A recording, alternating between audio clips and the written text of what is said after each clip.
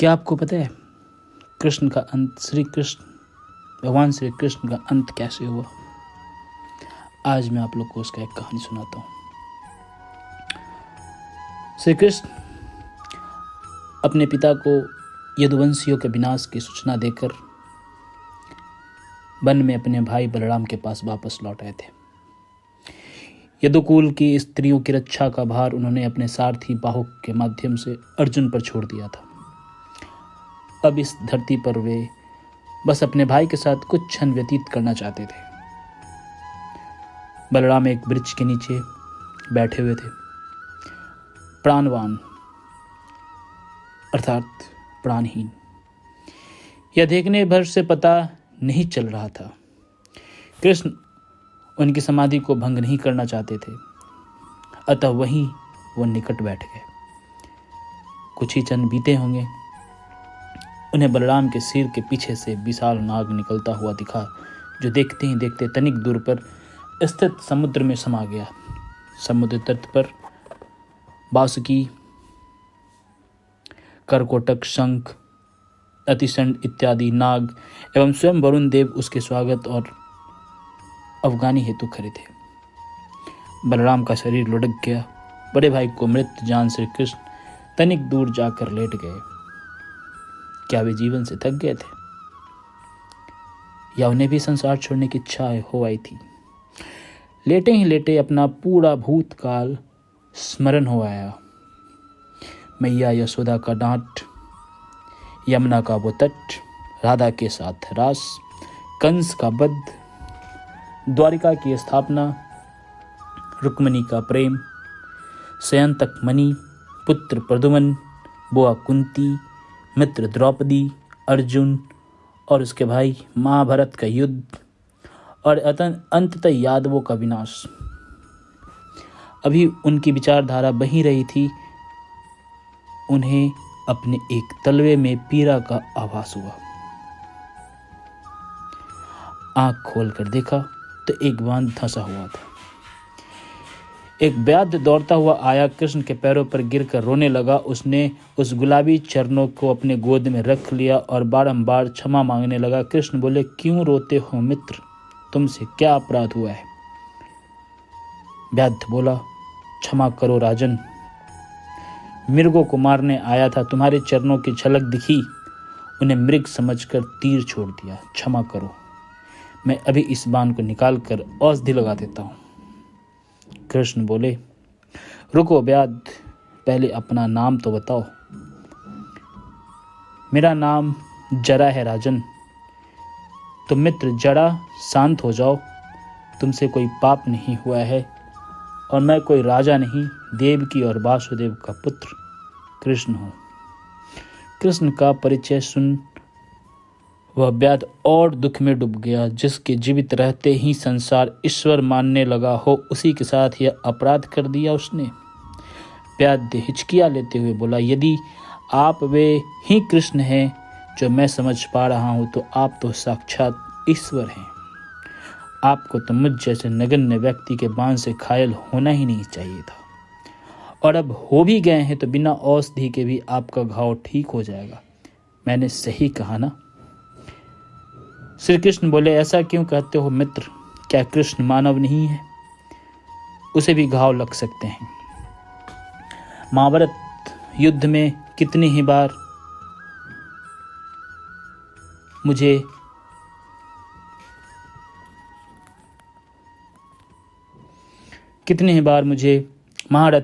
रथियों यहाँ तक कि सामान्य पदाती सैनिकों तक से अनगिनत घाव मिले हैं।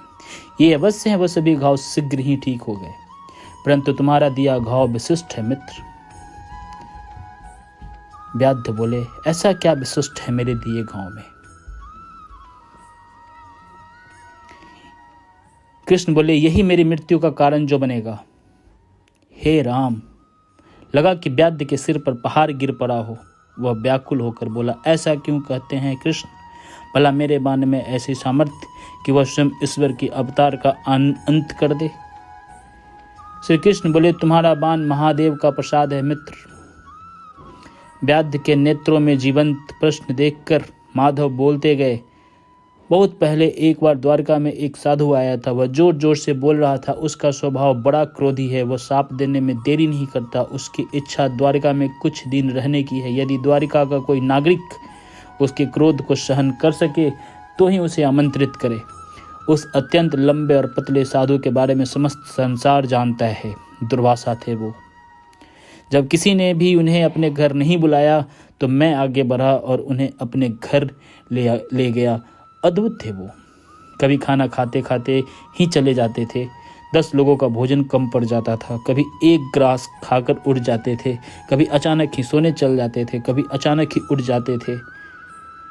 इसीलिए उनके लिए सदैव ही भोजन शयन की उत्तम व्यवस्था रखनी पड़ती।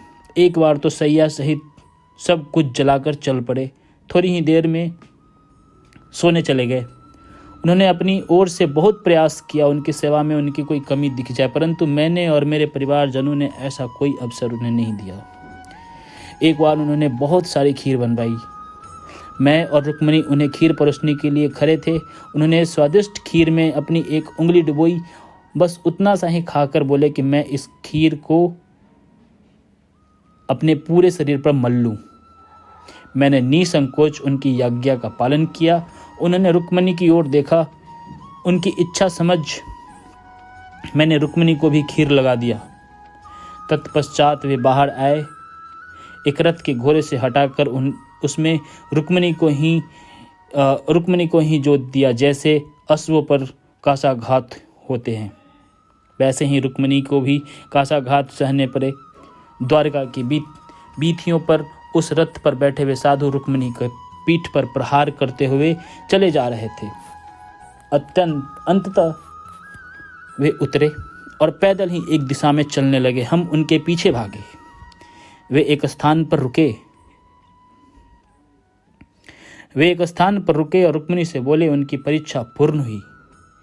घावों को तुरंत रूप से ठीक करने के लिए औषधि देते हुए उसने अनंत आशीर्वाद दिया और मुझसे बोले, मैं तुम्हारी परीक्षा ले रहा था। संसार में तुम्हारी उद्दंडता को कई बार देखा है।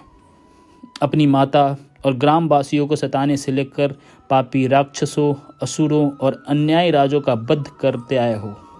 तुमने सदैव अपने मन की है। आज संसार ने तुम्हारा विनय भी देख लिया। मैं तुम पर प्रसन्न हूँ। आगे एक महायुद्ध होने वाला है। मुझे ज्ञात है उस युद्ध में तुम्हें असंख्य घाव लगेंगे और तुम उनका प्रतिकार भी नहीं करोगे। अतः शरीर के जिस भी अंग पर तुमने खीर का लेपन किया है वह घावों को सहन कर लेगा। वह अति शीघ्र भर जाएंगे। परंतु कृष्ण, तुमने तो तलवे पर खीर नहीं मला। चलो यह भी ठीक ही हुआ है। तुम्हें भी एक बहाना मिल जाएगा। व्याध जो अपने हाथ से माधव की तलवे से निकलते रक्त को रोकने का प्रयास करते हुए उनकी बात सुन रहा था, बोला, बहाना कैसा कृष्ण? और तुमने कहा था मेरा बाण महादेव का प्रसाद है, सो कैसे? मृत्यु तो निश्चित है ना मित्र। मृत्यु के लिए कोई ना कोई तो बहाना चाहिए ही। मेरा जीवन पूर्ण हुआ जिस उद्देश्य के लिए मृत्यु तो निश्चित है ना मित्र। मृत्यु के लिए कोई ना कोई तो बहाना ही चाहिए। मेरा जीवन पूर्ण हुआ जिस उद्देश्य के लिए मेरा जन्म हुआ था वह पूर्ण हुआ। वे साधु महात्मा दुर्वासा महारुद्र के ही अंश हैं। उन्होंने ही मेरे पूरे शरीर को निरोगी होने का आशीर्वाद दिया था और एक स्थान छोड़ दिया कि मेरा मृत्यु का मार्ग मिल सके। तो क्या आप सच में मर जाएंगे? फिर संसार का क्या होगा? संसार तो मेरे होने से पहले भी था मित्र, मेरे जाने के बाद भी होगा। धर्म की स्थापना हो चुकी है। मेरा उद्देश्य पूर्ण हो चुका है। जीवन नश्वर है पर धर्म और अधर्म का युद्ध शाश्वत है। पूर्व काल में जब जब धर्म की हानि हुई कोई न कोई आया था। भविष्य में भी जब जब पुनः अधर्म प्रबल होगा कोई न कोई किसी अन्य रूप में आएगा ही। अब तुम जाओ मित्र, बहुत बोल लिया मैंने, जीवन भर बोलता ही तो रहा हूँ। अब बस शांति चाहता हूँ। जाओ, अपने मन पर कोई बोझ न रखना। जाओ, तुम्हारा कल्याण हो। और ऐसे कृष्ण का अंत हुआ। धन्यवाद।